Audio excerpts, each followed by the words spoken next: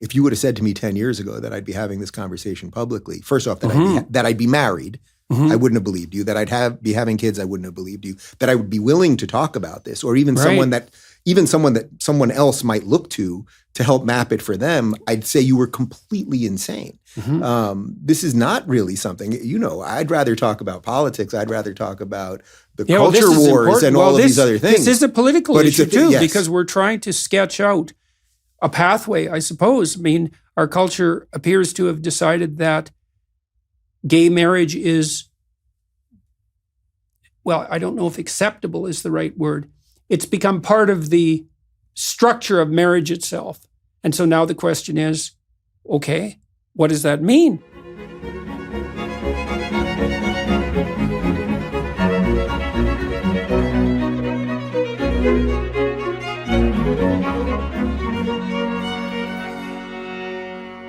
Hello, everyone. I'm here today with my colleague and my friend, Mr. Dave Rubin, host of the Rubin Report, a top-ranking online talk show known to many of you. He's an author, comedian, and TV personality, best known for his political and cultural commentary. Mr. Rubin began his career, like so many people in the online world, as a stand-up comedian and continues to perform on stage in that guise throughout the U.S.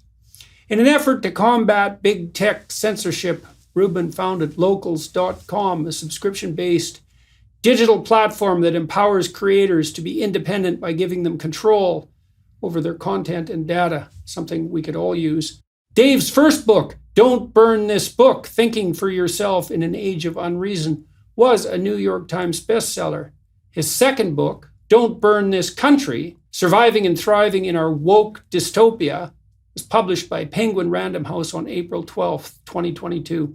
Dave and I got to know each other first when he was one of the earliest public figures to support my efforts on the fight against compelled speech in Canada and elsewhere. And then more deeply, when he opened for me in 125 cities during my 2018 book tour.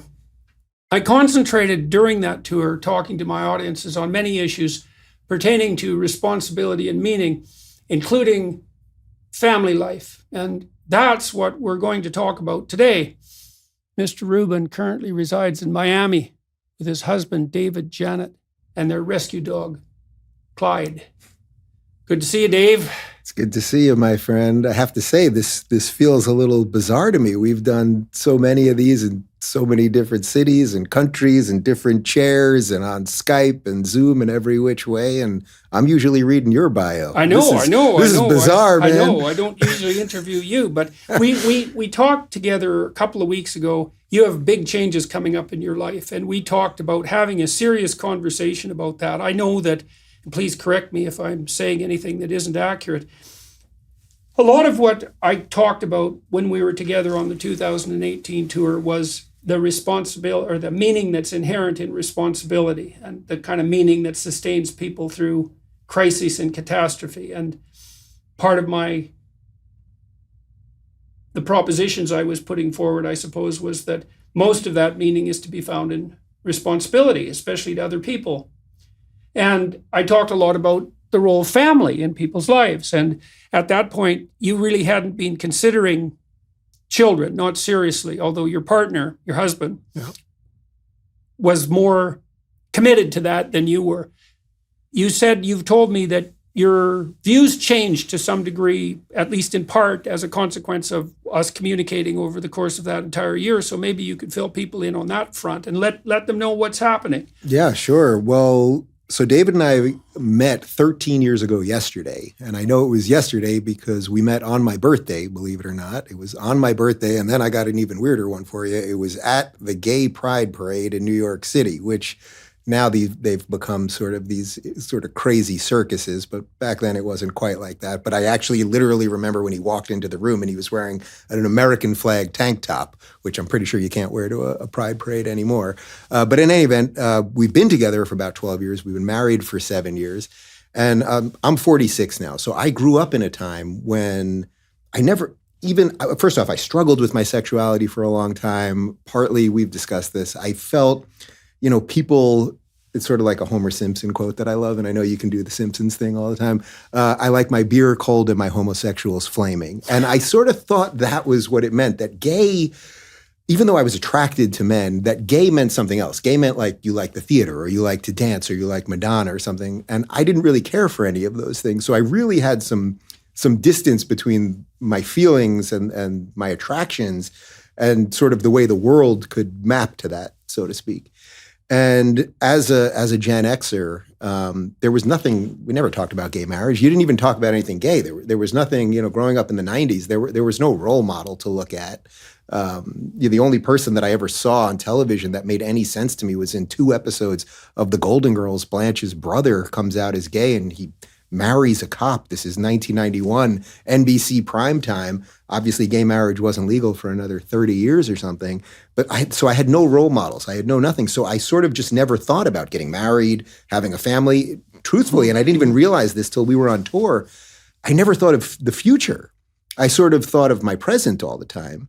And then when we were on tour, flash forward a bit, David and I got married. And even when we got married, we never really talked about having kids or even what a family meant. We knew we love each other and we have a great time together, and we love the same things. And I think in most ways we bring out the best in each other. Sometimes we bring out the worst in each other, and that probably that's probably good for you're married. Exactly. But then, right around when we were on tour, so now this is 2018.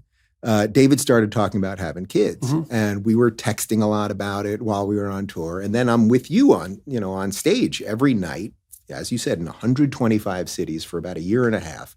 And you're constantly talking about the importance of family and the importance that for most people, and this is the way you would always say it, and it's hard to quote Jordan Peterson exactly, but something to the effect of that for most people to live a fully actualized life, that being a parent is a integral part of that. It is there's almost no exceptions to that. You would always make a point. There are some exceptions. You might find but you have to be exceptional to have an exception to that. So maybe it's a third job and career and that sort of service to the broader community, and it's a third your intimate relationship, and then it's a third children and family. And those proportions can vary, but if you miss one of those, there's a big gap to fill, and maybe you can fill it. If another one of your endeavors has the expansive quality necessary to occupy 2/3 of your time, more power to you, I suppose. But it's a big risk. And so you also told me, Dave, when we were talking about this before, that you started to think about being older as well. And I suppose that with your concentration on the present and the lack of role models, that there was no real vision for what it might be like to grow old in the gay community, I suppose. Yeah, and it's funny. The gay community, I hate that phrase. Yeah. I know, even as you said it, it's like, it doesn't mean anything to me. I don't think of you as part of the straight community. Right, it's just one of these things. We say these things. We don't even know exactly why we're saying them. But I didn't have that role model. I didn't have that. There was no map. There really wasn't. Brotherhood of the marginalized. I guess that's a group I could be part of, I suppose, in some bizarre sense. But even that is sort of nauseating, I guess. But so we're on tour together, and David's texting me, and we're going back and we're talking on the phone and we're FaceTime, and it just keeps coming up, and you keep talking about this on stage. And on top of everything else, I'm meeting all of the people that are attending the shows. And you know this, the amount of people that were in new families, or that the wife was pregnant for the first time. And I'm seeing the joy on these people's faces. All of this is hitting me. And then you keep saying this thing that for most people, they have to do it. But there are these exceptions. And I kept thinking, well, wait a minute, could I be the exception, that I could live a fully actualized, best possible life without having kids, and at the same time be married to someone who wants kids? Then what am I even married for? Well, right. Well, that does beg that question, doesn't it? So now these things are really hitting each other. And because because the map wasn't there, the roadmap just wasn't there, I started going, man, I really have to think about this now. And I remember one night you were on stage, and I had the best seat in the house every night because I'm just off stage left. So I'm basically watching you. Stage right is actually better. Stage right, I guess. Yeah, I suppose. It depends which country we were in. But I'm basically watching you from behind. So I have sort of the back view of you to the crowd. So I genuinely felt that every night, that I was part of the show every night in that sense, part of the audience. And I remember you said it one more time, and I thought, all right, I have to do this. I have to do this.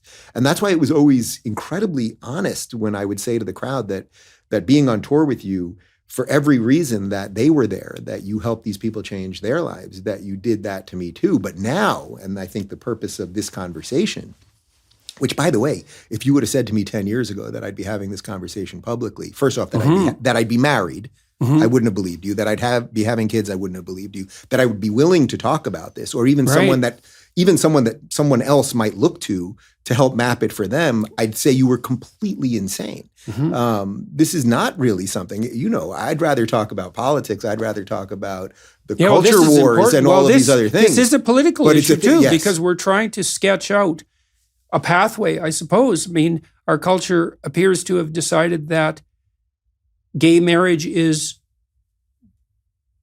well, I don't know if acceptable is the right word.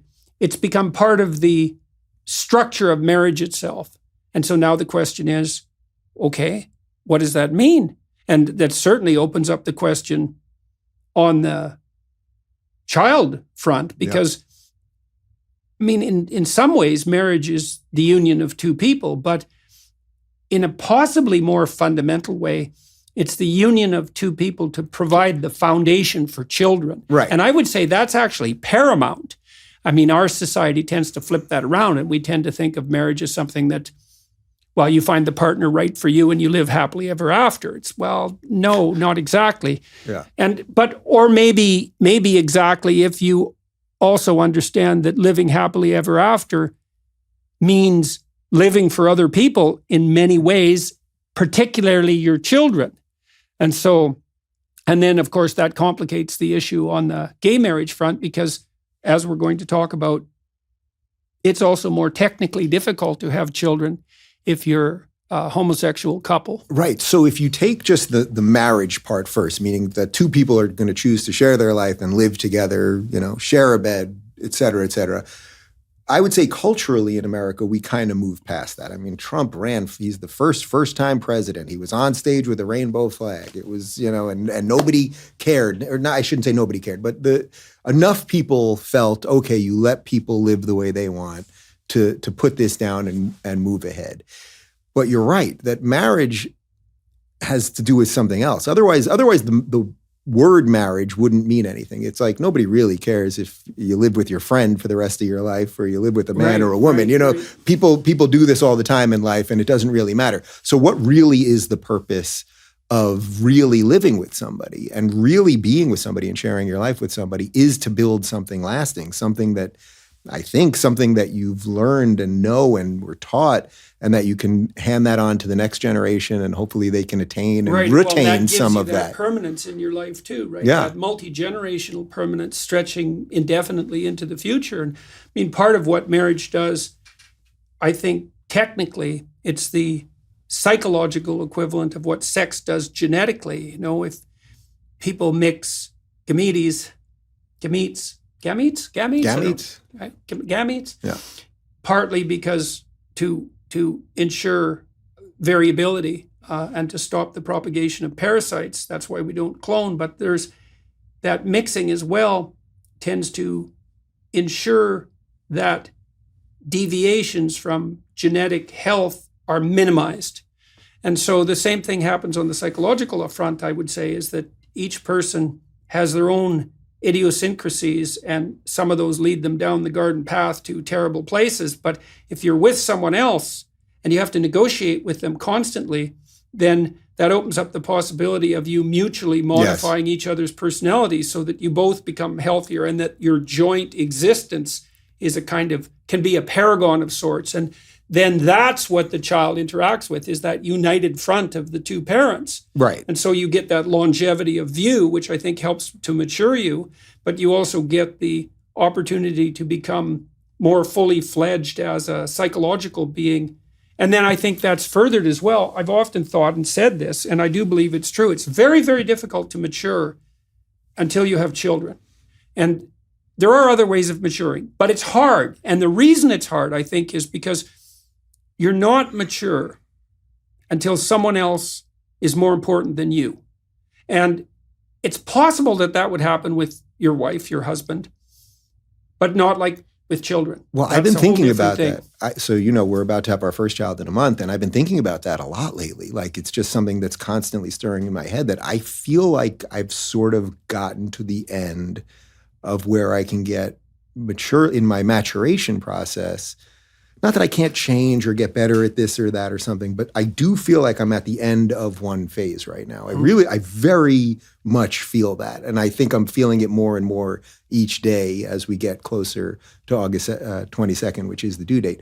But, the first part, you can take, whether it's a straight relationship or a gay relationship, the dance that a couple can do and the way that they can mature each other and love each other and all of those things, that's one thing. But the piece with the kids, with building this sustainable thing, it's not something that has been proven in society yet, really. There obviously are gay couples with kids. And this has been happening for decades. But it really is sort of unseen at the moment, which is why we wanted to have this conversation. And I was like, boy, I don't even know that. In some ways, I don't know that I'm the person that's supposed to have this conversation, but maybe that's exactly why I'm supposed to have this conversation. We're trying to figure it out. I mean, maybe we can talk about exactly how it came to be that you'll have a baby in your household in 6 weeks. Talk about what you had to do to make that happen and why you made the decisions that you made and what advantages and hazards come along with that. Sure. So first, technically, because there are biological differences between men and women, I don't want to get us canceled on YouTube, but it actually is true, Jordan. We could not biologically have kids, so just ourselves. So we talked about adoption for a little bit. We did. We both felt that the genetic component of this was important to us. So for a little while, we debated going with my sister's egg. We thought we'd have 2 kids. That was the general thought process in the beginning. And we thought we could take some of my sister's eggs, and she's a mother now. She's actually pregnant with her 3rd. But that we could get her eggs, and then we would take David's sperm, and then we would have 2 children from that. After a long time of talking, about a year debating that back and forth and going through all that, there were a lot of ethical and moral issues, and my sister then would be the biological mother of my children. I mean, there were all sorts of things that we were about to traverse. Right, and that's all uncharted territory, right? You think you know how that might go, and you think you know how it might go if you have goodwill, but that does not mean that you know how it will go. And I have to say, even that conversation, having that conversation with my sister, who was interested in, when we came to her, she was sort of flattered and honored that we were even considering it. But then, we said, why don't you sit with this for a little bit? And then suddenly she had a lot of those questions, and she was concerned if, she shows up to the birthday party and then feels this odd jealousy, or what if she suddenly wasn't happy with the way that we were parenting, right? That's a big one. Or a litany of other things. So even going through that, and this obviously is not the way that we ultimately went about it, even that was sort of a maturation process, and what are we really trying to do here? So anyway, ultimately we decided to find an egg donor. I mean, basically it sounds sort of glib or something, but it's sort of like Tinder. I mean, there are these websites that exist where the egg donors are on the site, and we tried to find a girl. I didn't really care that much about the pedigree in terms of did they go to an Ivy League school or anything like that. We wanted to find a girl who obviously was physically healthy, most importantly, that didn't have major issues in terms of genetics and all that sort of stuff. That we thought that sort of looked like the type of girl that we might be with. So I didn't want, a 6'5" Swedish woman, let's say. And so we have one egg donor, meaning there were multiple eggs, and we fertilized one with David's sperm and one with my sperm, and we'll have 2 kids. Right now we have 2 surrogates that are pregnant. And even talking about this, it's like, man, I get this is all kind of crazy stuff. Putting aside gay or straight related to all of this, the whole surrogacy thing it's fascinating that there are, first off, women who are willing to donate their eggs. And, I hear a lot of people, and we talked about this, there's this criticism of somehow that you're buying the egg and you're renting the woman, meaning the surrogate. Yeah. And of course, there is a financial component to it. There is. I'm not denying that there isn't. Yeah. I can tell you, having gone through this process, and we had a previous surrogate who had 2 miscarriages. They were also, we were doing a lot of this during COVID. And during COVID, there were all sorts, the miscarriage numbers were through the roof. There were all sorts of weird things. The quality of the eggs wasn't great. They don't know exactly. They'll have to study this for years in terms of what actually happened. But I can tell you that the women who offer to be the surrogates and who are offering their eggs, they are not doing this for the money. There's all sorts of other ways that you can make money, that anyone can make money. They are doing it. They talk about that they have this ability and this gift that they can do. A lot of them, there are some that won't do it for same-sex couples because of their own ethical or religious views. The surrogates that we found, they actually, one of them had a gay brother. I mean, there were all sorts of things that they feel that they can help other people have a family, and what a better gift there is. But all of that aside, all of the science and genetics and all that, it leads us to this thing, which I think is the heart of what we're trying to talk about here, which is, so we're going to be a family with two fathers and no mothers. And what does that really look like? It's very easy to just say, okay, gay people should have kids. Or gay people should get married and gay people should have kids. It's easy to say a lot of things. It's easy to say an awful lot of things. As you said, it's not that easy for a gay couple to have kids. Right. It's very complicated. So putting aside if you're going to go the surrogacy route, putting aside all the finances and all of that stuff, that eliminates an awful lot of people from even being able to do it. Fortunately, we're able to do it, okay? But now it gets us to the real part here, which is that now we're going to live in a household with two fathers. There's going to be no mother involved. And what does that really mean? Right. Well, and I understand some of the reservations there. Yeah. Well, so we do know that children who are breastfed do better. Yep.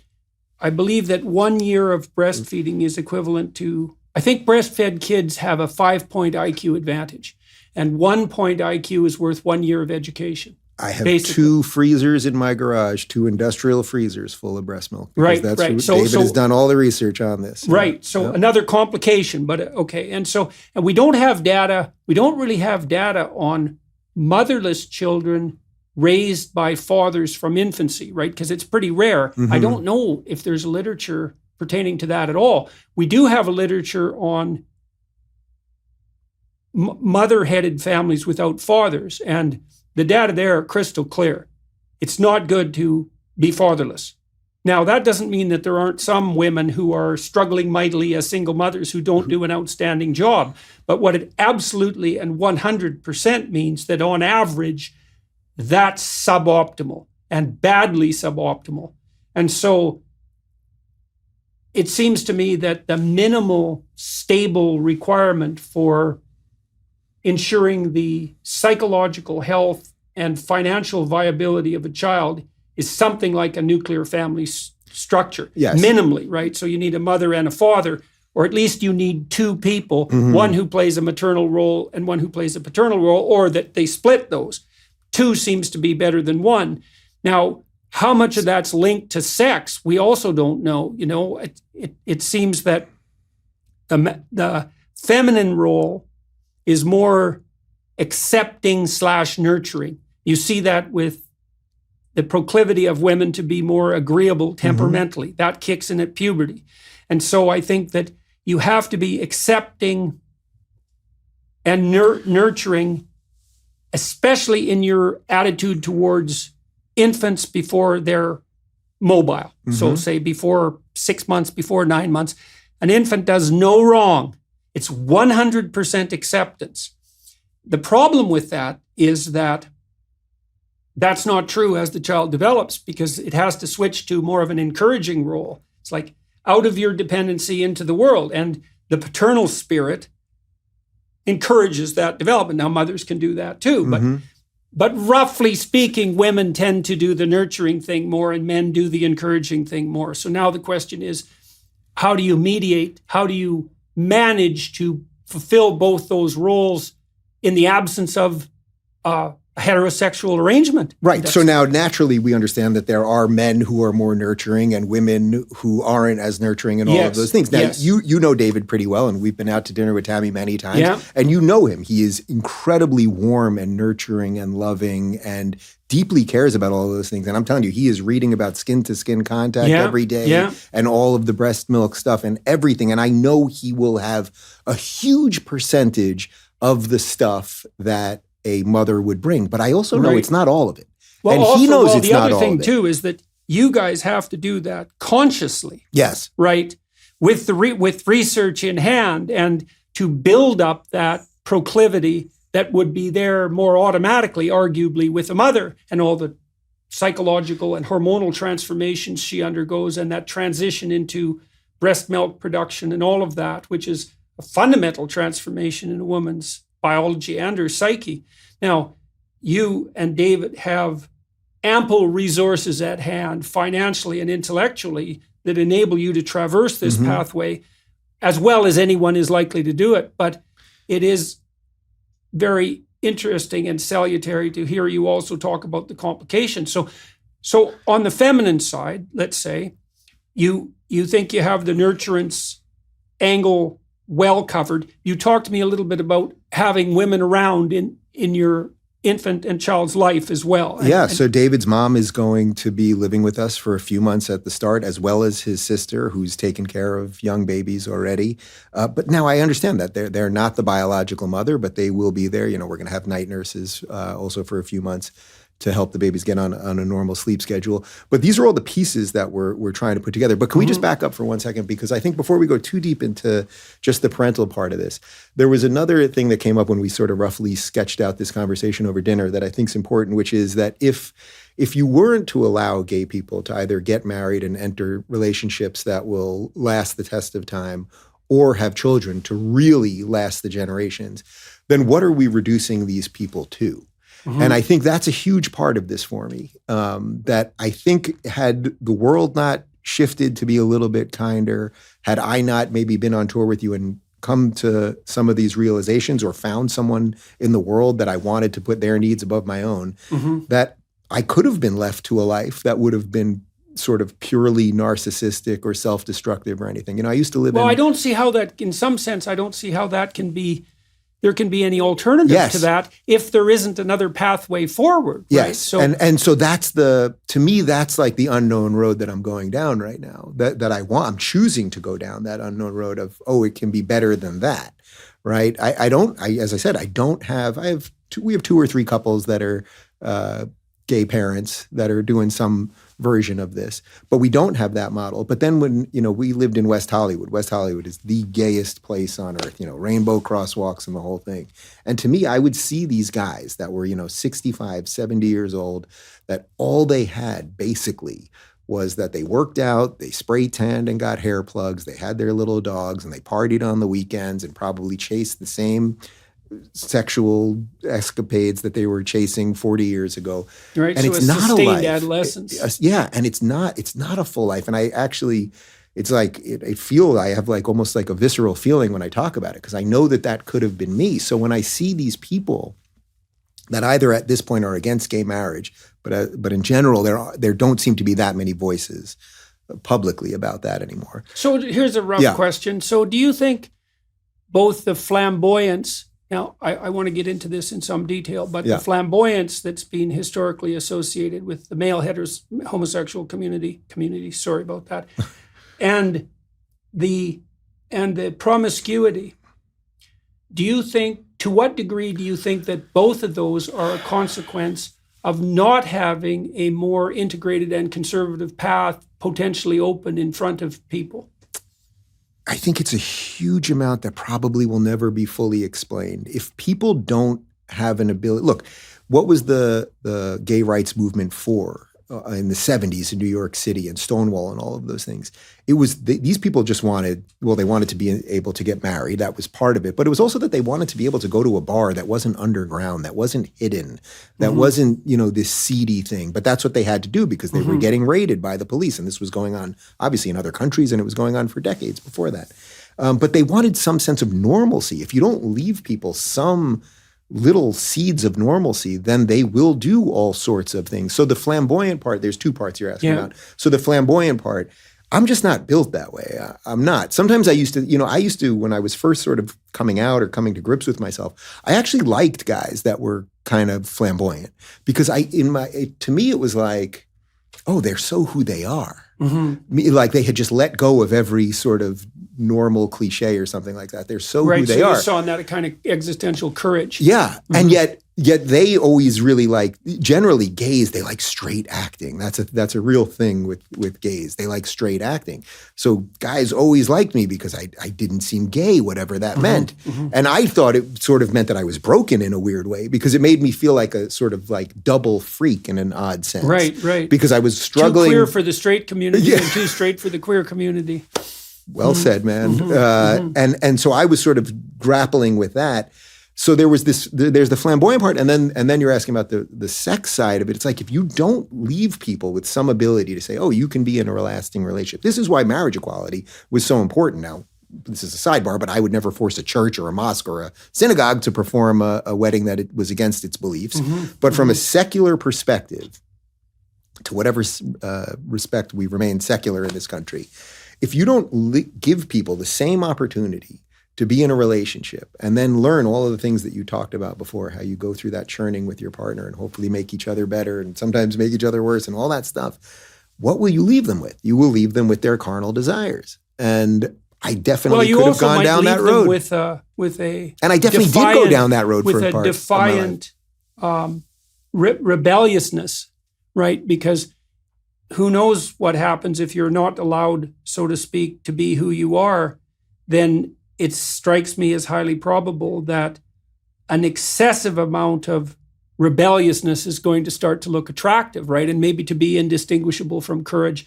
I would say it's got to be the case that the hope, so to speak, of the more enlightened conservative types who were willing to open the door to gay marriage was that by bringing those relationships inside the traditional fold, that things would normalize, right? Yeah.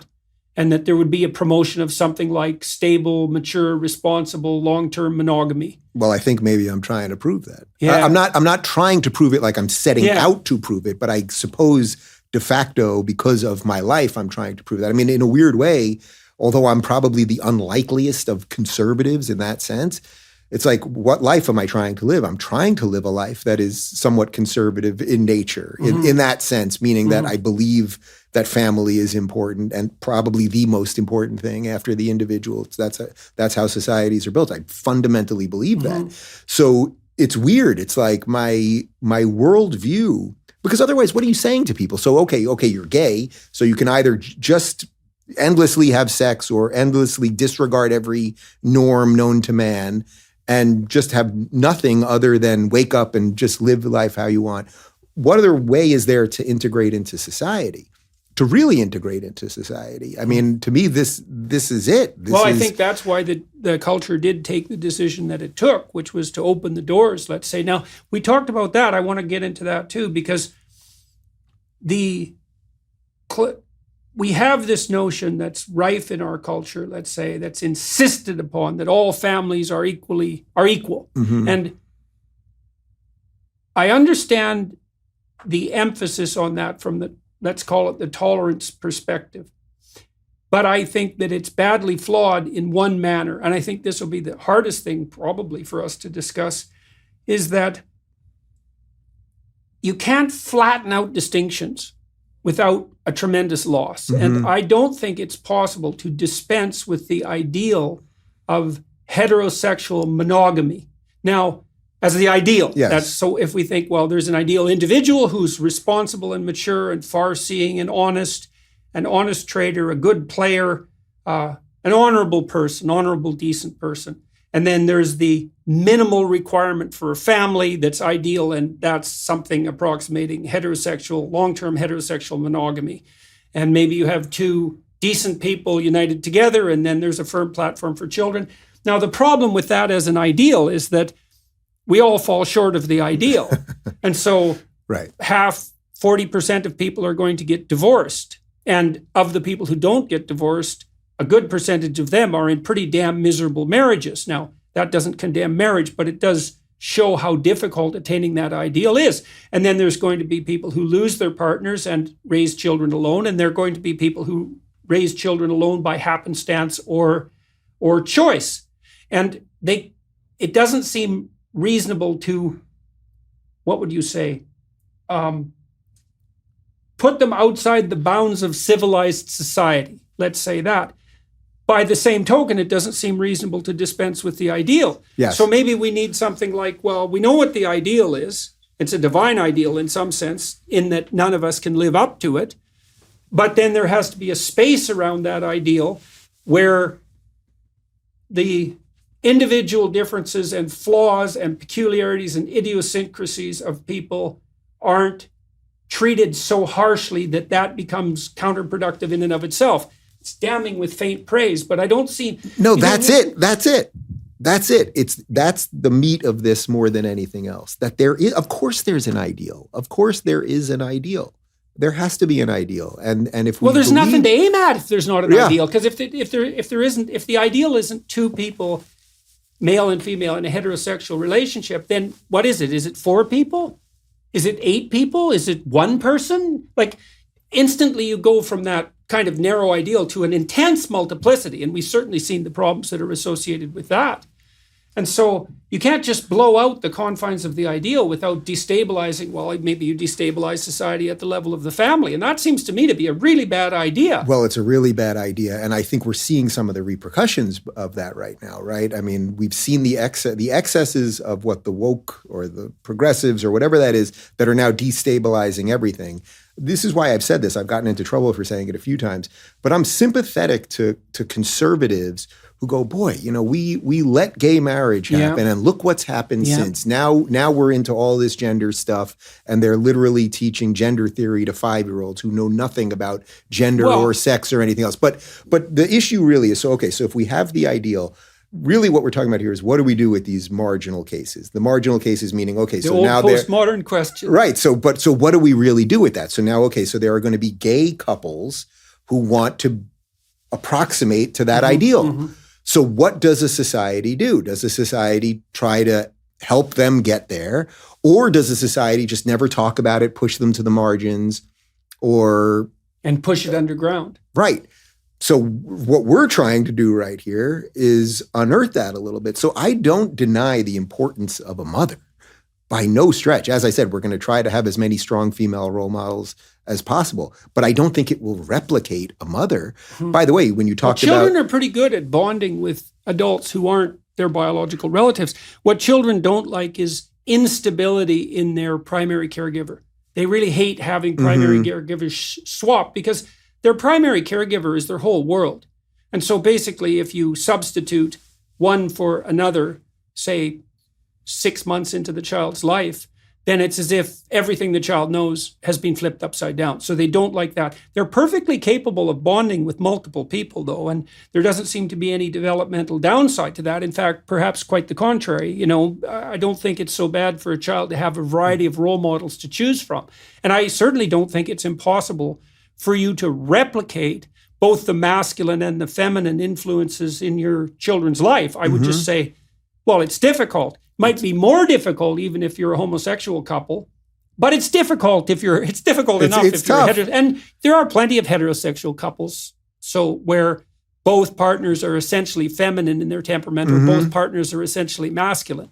Now, we don't know enough about that to differentiate it right down to the ultimate degree, but the problem that you guys will face isn't of a categorically different type necessarily than the problem that many couples face. Absolutely. And there are also, when you talk about the ideal and then the way that everyone fits into that ideal or tries to get to that ideal, there are parents who obviously abuse their kids or abuse each other, and alcoholics and all of those things. I'm in no way comparing being a gay parent to that, but the point is that there is an ideal situation, and then there's what society will allow. Reality. And then there's reality. So it's like, okay, so should society stop people who are alcoholics from having kids, or stop people who... Or license parents after intensive training. Right. Well, that's the road that this really would go down. Yeah, well, we've already kind of decided that too, because one of the things the state doesn't do is determine who's a fit parent, right? And we've decided... We love rules. Well, it's very strange in some sense because it's the most important thing you'll ever do. And yet, while you're not compelled to have an education, for example, around parenting issues before you become a parent, and we've decided everywhere in the world, I would say, maybe without exception, that that's one place the government doesn't go. And that's a very interesting decision for everyone to have made. It's quite surprising in some fundamental sense. I guess we know that in that situation in particular, a variety of approaches might be the best. So It has it's to something be. like that. Well, so I guess my question for you as I traverse this is, so if we acknowledge that ideal situation, and again, just using the word ideal, I know that there's a certain set of people that will watch that go and see Rubin saying his relationship or he is less than. Yeah, which well, is not, who isn't? And right. Well, besides that's the you key don't want to part. dispense Yeah. with the bloody ideal just because it's difficult to attain. Right. And just because we all are flawed in our own way. I mean, really, I think you said this to me at dinner, but it's like, who amongst us is walking around as the ideal partner, the ideal person, the ideal everything, the ideal father, The and ideal all of anything, those. for that matter. Yeah. Virtually nobody is doing that. Well, So- if they are, then the ideal isn't high enough, because an ideal should be something that beckons to you from the distance, right? It's not something that's right there in front of you for you to grip. That's not Right. much of an ideal. well, we'd have a lot more people who are acting that way if it was that easy Yeah, to grip, yeah. I suppose, right? Like there's not a lot of people doing it. So I think what I'm trying to figure out here is how does this life, I think, fit into whatever's coming in this new world. You know, we seem to be entering a new world right now. We're watching an old world go away and we're entering this new world. I'm sort of part of this new conservative world, and kind of where does it all fit? So here's a question that's relevant to that. So it's a good politically incorrect question.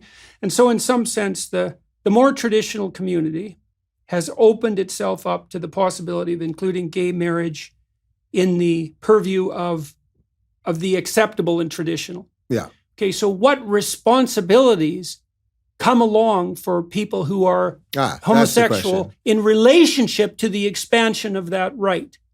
What do you think about that? I mean, I know what you've done. Yeah. You know. Well, I think it's a respect for that. It's an acknowledgement that something is good there, and that we have to be tolerant of the questions. I guess that's it.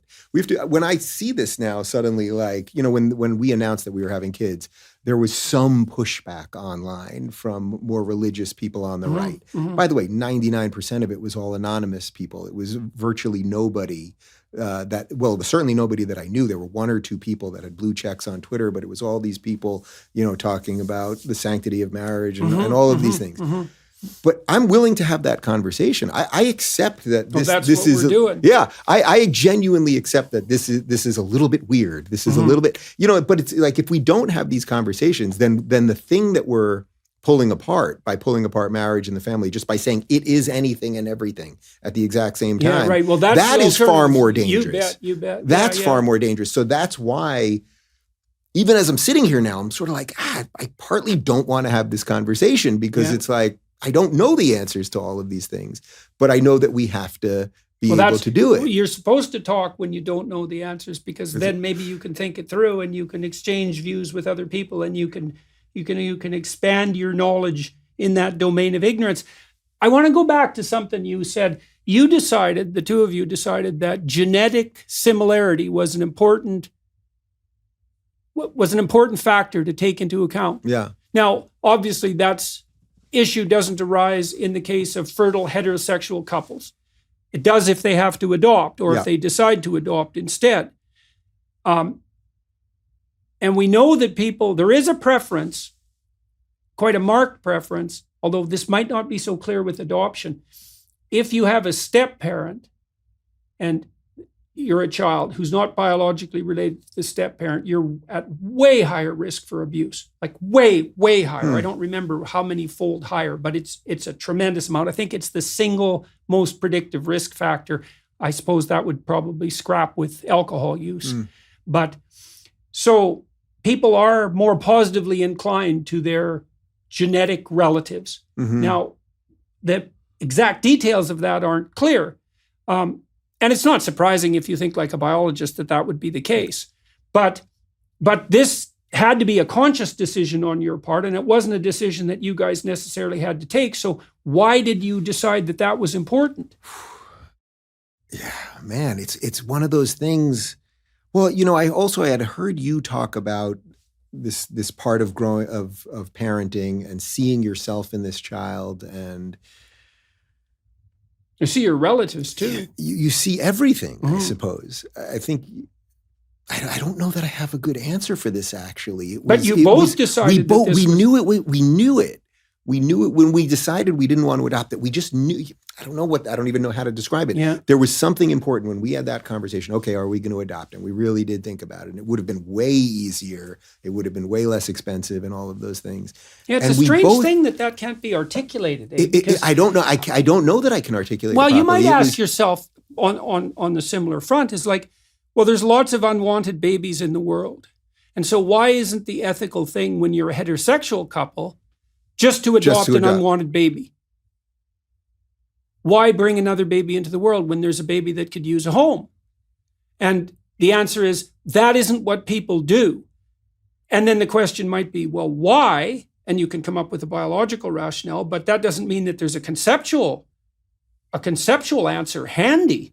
Like, why do you want your own kids? And the answer to that is something like, well, that's what everyone has always done since the beginning of time. It's something like that, right? But it's not really an answer. No. Right? Well, it's not a well-articulated. This is partly why conservatives are set back on their heels so frequently when they're questioned by radicals, because radicals will do something like, well, justify marriage, and the conservative thinks, well, we all agreed about that like 50,000 years ago.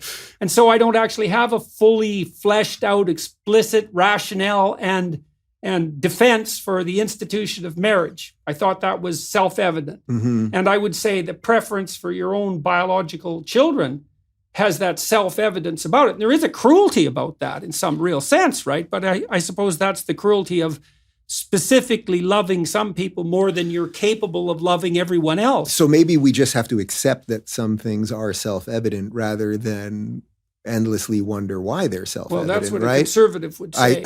Well, then I suppose I became the most unlikely conservative of all. That it in some ways it doesn't really matter, but I know that it is. I know that it was when we sat there and had that conversation. When push came to shove. When push came to shove, we said, no, we want to have, if we're having two kids, let's have one from each of us biologically. Some of it is, look, I really love Tammy. Yeah. And it's quite something to see her echoed in the kids. Yeah. You know, my son, it's turned out that Michaela perhaps looks more like me and Julian looks more like Tammy. But I can see Tammy in him. Mm-hmm. And I'm pretty happy about that, you know. Yeah. And I suspect, hopefully, she feels the same way on the other side. So that love for the person is also echoed in their replication in the children. And then there's more than that too, because like when my son was really little, he really, like an infant, just a newborn infant, he would have facial expressions that I could see were my dad. It's like, oh man, he looks exactly like dad. He has exactly the same facial expression. And so that echoing of other people that you love, that's not nothing, you know? And that doesn't mean that if you adopt a child, you can't come to love that child as if they're your own. Clearly, that's possible. But that doesn't mean it's optimal, and it doesn't mean it's easy and without pitfalls. And I think the data on step parents makes that really clear. It's just part of the reason, we talked about this a little bit too, part of the reason that heterosexual monogamy is the ideal is because it's also got, you can't beat it in terms of efficient, right? You said how difficult it was to produce a child. Yeah. It's not that difficult at all if you're two heated up 15-year-olds in the back of your father's car and you're alone, right? Work. Yeah, exactly. It's like it's as easy as falling off the bed. Too easy in some sense, perhaps. But that also indicates that ease and efficiency also is a solid reason why a certain kind of ideal exists. You guys had to jump through hoops, and not everyone could do that. They don't have the resources. And so that's another obstacle. It's a lot. And again, without that map, without that, you know, that's the interesting thing for me. It's like, as I've sort of shifted politically, as you know about, and so much of my life has been about politics and talking about what I think for a living. And then suddenly, man, all of my political thoughts, all of the stuff that I talk about all the time and government and all these things, now it's really like, it's all sitting right in front of me right now. The difference between your own personal morality and the way government is and our role in all of these things. It's like, it's this, the self-evident part of this, I'm trying to do what I know is right. Right. Trying to do what I know is right. And that's not always explicitly explainable. And maybe right isn't the word. I'm trying to do what I know. No, I'm trying to do what I know I'm supposed to do. How about that? Yeah, well, that would be good. That would be good to try to figure out what that is and to walk that path. That's a good thing if you could manage it. Another thing we talked about a little bit decided to discuss today in relationship to the ideal was, this is also an extremely contentious issue in case we haven't covered enough contentious issues already. And this goes back to the issue of the conservatives who took issue with gay marriage. It's like, okay, we're starting to break down the categorical boundaries here. Where's that going to go? Well, we've seen where it goes, at least to some degree. And as I said, I'm sympathetic to this. I really am sympathetic to this argument. I see it. I see what they were worried about. And unfortunately, the left, you tweeted out something a couple of weeks ago. I was never a conservative until the liberals decided there were no rules. I'm paraphrasing you roughly. But I'm sympathetic to that. So much of all of the things that we knew, we no longer know at a societal level, apparently. And that's because like the of the distinction between a man and a woman. Well, we could talk about that in relationship, again, to use this hated phrase, to the LGBT plus community. Yeah. First of all, the notion that that's an integral community is foolish, especially idea. As you add more and more letters. I have no innate knowledge of what it is, more innate knowledge of what it is to be trans than you do. I am male. I'm a cisgendered male. I am a man born in a man's body. I happen to be attracted to men. You are a man born in a man's body. You happen to be attracted to women.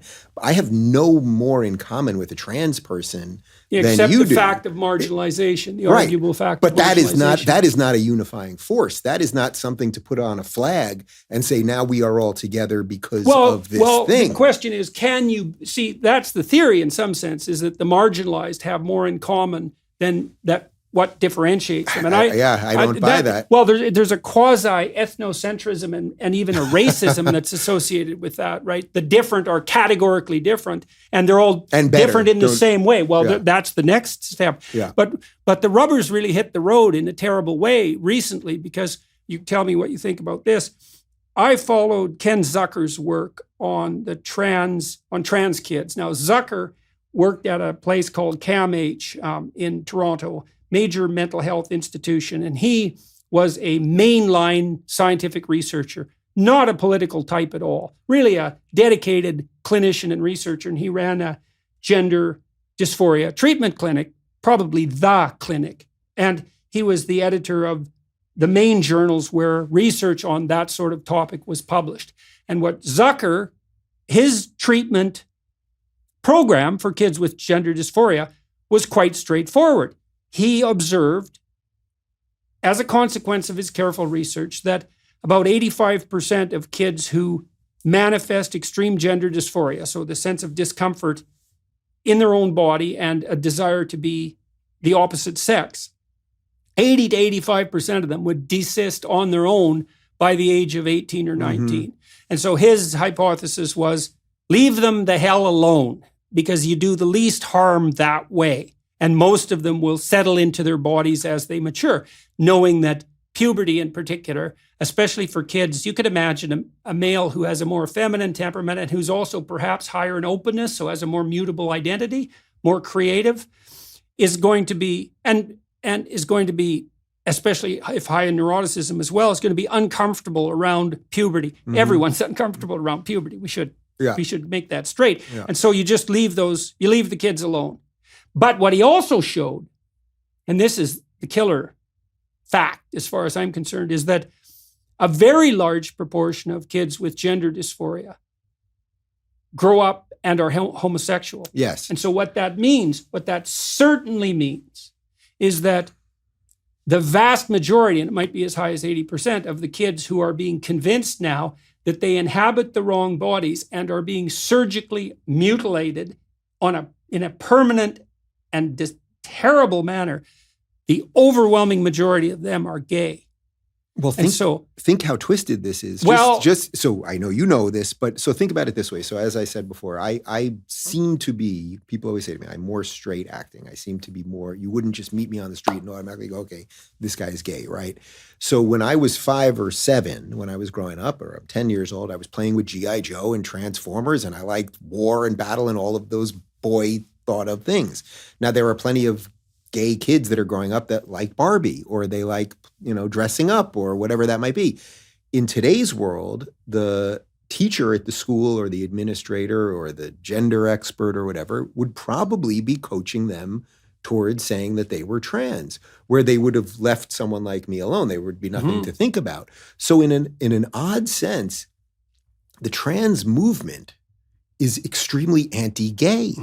That's something that these people really have to grapple with.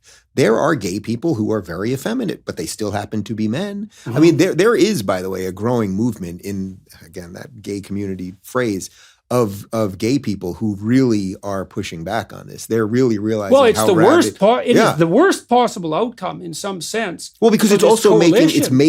because it's making gay people all seem like extremists. It goes back to what we started with. So when Stonewall happened and the fight for equality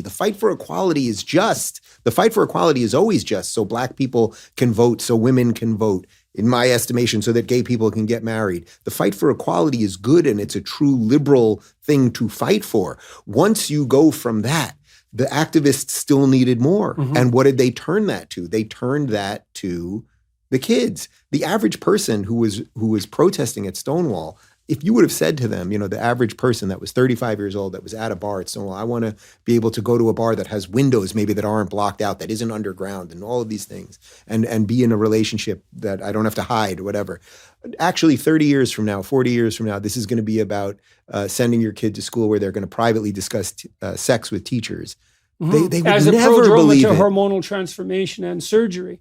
Right. And more than that, and here's another perverse element of this. So many legislatures around the world now have banned so-called conversion therapy. And to me, this has been a catastrophe. Now, I know that there was a small percentage, mostly of fundamentalist Christian therapist types in the US, who were offering their services to homosexual people who were unhappy with their sexual orientation. And so you could have a discussion about whether that's ever appropriate or not, although I would say that's bloody well between the person and their therapist, as far as I'm concerned. But now that's illegal, and it's illegal to the point where you are required by the conditions of your psychological association, your professional associations, American Psychological Association, let's say, to affirm the stated identity of your client, which is completely insane. And also very different. Affirming the stated identity of the client is very different than affirming that someone happens to be attracted to the same sex, right? Those are very different things than affirming the gender identity. You're not, as a therapist, your role isn't to affirm or to deny. It's to listen, right, and to explore. That's your purpose. In all your years of clinical therapy and all the patients that you ever saw, I'm sure you saw dozens, if not hundreds of gay patients. Did you ever meet a gay man who successfully de-gayed and then went on to live a completely functioning life? No. I did have a client who was questioning, who went the heterosexual route. He was questioning under some duress because he was the target of somewhat unwanted amorous affections by a fairly persistent gay gentleman and this person was, I would say, easily swayed and confused. But that was the closest I'd ever seen to the situation that you're describing. Now, this conversion therapy issue is, so now you, as a therapist, you're ethically and legally bound not to question the stated identity of your client, which to me is preposterous because all you ever do as a therapist is question identity. That's the whole enterprise. And you don't do it affirming or denying. You really don't. You do it as a questioner and a strategist. But then we have the other conversion therapy, which is surgical conversion. And that's not only legal, but opposing it has become a crime. And so that's a form of insanity that I can just barely wrap my head around. So what do we do going back to the conservatives that were worried that this is where we were going to end up? In some sense, I should probably be their greatest hero because it's like, oh, here's someone who wanted to enter civilized society, wanted to affirm most of the long-fought, time-tested ideals, wanted to enter the world with those things, help defend that world. It happens to be a little different than we would think, right? Okay, it's two guys. I can't deny it. I should sort of be a hero to them. It's not the ideal one that they went for, but it's approximately close enough that this should be pretty good. I suppose that will be my challenge in life. Well, I think, maybe that's but I also think yeah. that's probably true. My suspicions are that when we release this discussion, that the overwhelming majority of people will be sympathetic to your situation and unwilling to render harsh judgment. And maybe that does exclude, and we should get to this too, some of the more fundamentalist religious types. But you also said earlier that as far as you're concerned, they also have a point. There is a point there. Okay, so what's the point? Well, there has to be a point there because, look, gay marriage was legalized, I think, at a federal level in the United States in 2015, if I'm not mistaken. So that we're now 7 years off of that. Right. And look at all of the craziness that has happened since. I am not directly connecting it to that. But when you change fundamental structures, some weird things are going to happen. This is, again, where I would lay most of the blame here. I would lay on the sort of liberal establishment where nobody was willing to defend anything. And it's why the progressives basically were able to destroy everything. The problem maybe comes is, so we had this implicit ideal, which we've already discussed, which is heterosexual monogamy, long-term, faithful, all of that, goodwill, that impossible ideal that people strive towards. And there's a real boundary there, right? Like a real boundary. It's a man and a woman. It's one man and one woman. They're bound together over the course of their life. The community supports that. Like, it's a pretty definable box. And then you say, well, we'll let the walls down. And so we include single mothers and we include gay couples. And it's like, yeah, but the wall's gone now. Mm-hmm. So what else do you include? And the answer is, well, we don't know. And that's actually not a very good answer. Right. Because what happens is anyone who knocks can now come in. And you think, well, that's great because we're being tolerant. But the problem is, well, what happens when all the people in the room who are now invited in actually do not agree at all? And so that any of this was ever good in the first place. That's well, sort of and where also we're what at. should be done. Because you can imagine now, if you're dealing with a 10-year-old boy who's or 11-year-old boy, let's say, a little closer to puberty, who's ambivalent about his sexual attraction and his sexual identity, but also has a more feminine temperament, which is not rare, by the way, because there's a lot of overlap between masculine and feminine temperaments. And now you have to decide, well, is this boy likely to be gay or is he trans? And that's a hell of a decision to have to make, especially when you can't actually have a real discussion about it. You can't include the parents. The parents can't, and the clinician isn't allowed to say ask what they think even. or ask, in essence. Yeah. And then especially when it's accompanied by the pressure, which is a complete bloody lie, that, well, if you don't let this kid transition right now, all you're going to do is cause him more damage. You're going to increase the risk of suicide, which, by the way, I think is a claim that there is absolutely zero evidence for. Zero evidence for. We just don't have, even as the American Psychological Association admitted, we have no good long-term follow-up data on the mental health of people who've transitioned over a reasonable period of time. It just doesn't exist for obvious reasons. It's only just started to happen. Right. So probably in 10 years, we'll have some beginnings of evidence of it. And I have a feeling... assuming that we're in a situation where such evidence could be collected and discussed in anything approaching a rational and truly empirical fashion. Well, as you know, Dr. Deborah So, who's a sex researcher, I mean, she was bringing up a lot of these issues and basically just pushed out of the field altogether. Well, and increasingly the scientific journals won't publish that sort of study. And look, they cut Zucker off at the knees, man. They threw him out of CAMH. He was the world's preeminent researcher in the field of gender dysphoria. And he, like I said, he wasn't a political guy, which is partly why they could go after him so easily. So he sued the Toronto Star. He sued the University of Toronto newspaper, and he sued CAMH. He won all 3 lawsuits. So but then he has to spend most of his life suing places of journalism instead of doing the work that he wants to do. And he was seriously canceled, right? And that's devastating for someone. I would say it's equivalent. Being canceled in a serious sense is roughly equivalent to having a near fatal illness. Right. It is no bloody joke. And so I don't know if we'll ever be able to gather the information we need to gather about such things. So it seems to me what we're talking about here is, with that ideal, then what are the levers that we have for sort of judicious gatekeeping so that the single mother who really is doing her best will be welcomed into society, or that the gay couple who wants to be part of what the ideal is will be welcomed in?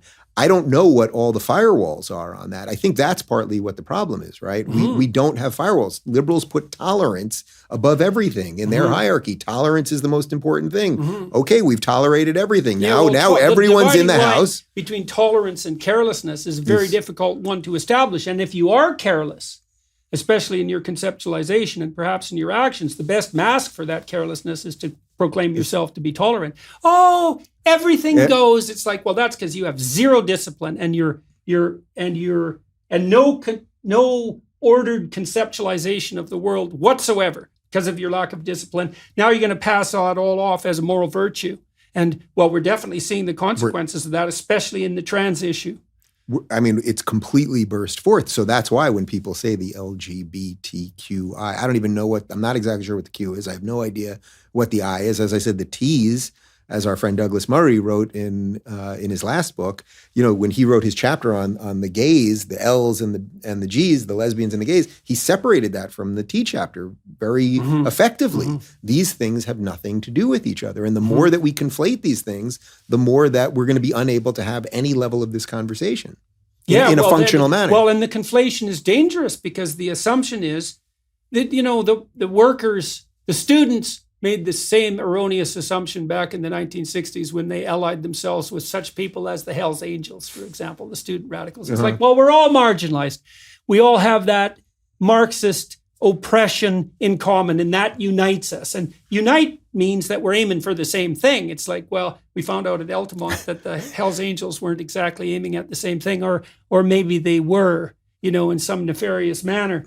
So the mere fact that, and it's also clearly the case that the more people that you aggregate on the margins and then attempt to bring into the center, the less likely you're going to get some homogenous viewpoint. And you might think, well, we don't need a homogenous viewpoint, but we certainly do if it comes to such things as surgical transformation of children who are more likely to be gay. So then what do you think my role in that could be, or people like me that are watching this? This conversation, right? Because this is uncharted territory. Like, you literally are in uncharted territory. And your attitude is something like, well, I'm already deviating a lot from the norm. And so maybe I should not deviate any more than I absolutely have to. And I would also say that should apply to everyone. It's like everyone's got their idiosyncrasies, and thank God for that. And we definitely need creative people, and we even need some creative weirdos, because God only knows when they'll come in handy. But the rule of thumb should still be, to the degree that you're able to uphold the norms and ideals of the collective society, you have a moral obligation to do that. I wrote in my first book, and I think it was an idea I sort of morphed off something Peter Thiel once said to me, that straight people spread the genes and gay people spread the memes. Meaning it's obvious, the genes part is obvious, how straight people multiply. But gay people, why did so much culture and art and music and so many interesting things about societies, wherever gay people are, why are the artists always living around the gay people? Why is that the place where all the kind of weirdos and marginal people are? And then that creativity is burst forth from that. So how do you combine those things? How do you take that? Some of it might be, So we know that intense creativity is a trait. Right? It's a temperamental trait. So you can be very intelligent, you can have a high IQ, and be low in creativity. Intelligence is a good predictor of creativity, but they are somewhat separable. So then the question is, well, what is creativity? And some of it is mutable identity. Like a creative person, the more creative you are, the less you're the same from moment to moment, hour to hour, and day to day. Well, almost by definition, right? You're a shapeshifter and a changer, a trickster. And the boundaries of conception that bound you are much looser if you're creative. And so it's possible that, it's very difficult to account for homosexuality from a biological perspective, right? Because you would assume that if anything was going to disappear in the course of sequential reproduction, the inability to reproduce would be at the top of the list. I'm not a mathematician, but it doesn't really add up. Clearly. And so what that has to mean, it has to mean something like, there are reproductive benefits to some of the factors that tilt towards homosexuality that are so powerful that they counterbalance the negative consequence of being unable to reproduce. Oof. And it might be that a fair bit of that manifests itself on the creativity side, because and I would say that the kids who are most likely to be, we studied at Harvard, I never did publish this for a variety of reasons. When cutting and piercing first became popular, I was very curious about whether or not that was a marker for psychopathology, right? For the proclivity towards mental illness. And before it became popular, it was a subculture thing, right? It was carnies and circus types, like marginal people, prisoners. It was a real subculture art form, piercing and body modification. And then all of a sudden it went mainstream. And the question is, well, who was on the forefront of its introduction to popular culture? So we studied a whole bunch of people. This was very early on in the process to try to find out if they showed signs of mental illness or if it was a consequence of temperamental variability. And what we saw was that there was no sign whatsoever that it was associated with mental illness. It all loaded on openness. So if you were more creative, more mutable, more able to shift shape, let's say, and perhaps more likely to, and I don't know, I don't think there's any data on this, if people who are high in openness are more likely to show some signs of same-sex similar attraction. Wouldn't surprise me a bit, because it sort of sounds right. Well, their right? conceptual boundaries are, the boundaries are thinner and more porous, so it could easily be the case. So it could be, if there is an overlap there with creativity, that would explain the genetic tilt that would keep homosexuality in the population. But it would also explain what does, especially on the male homosexual front, there does seem to be an axis of creativity there. And so it is the case that, well, certainly at least by stereotypical reputation, there is a higher proportion of gay people among the creative types than you would expect. So to go into really dangerous territory then, if we haven't done it so far, I mean, does what you're saying right there sort of show you why they're going after kids right now? So the idea is they're going after kids because they're grooming them. And I think a lot of people think that means they're grooming them for sex. I'm not exactly sure that's right. I think they're grooming them for something more perverse in a way. If you want to hear the rest of my conversation with Mr. Dave Rubin, please go to dailywiredplus.com and become a member today. Thanks.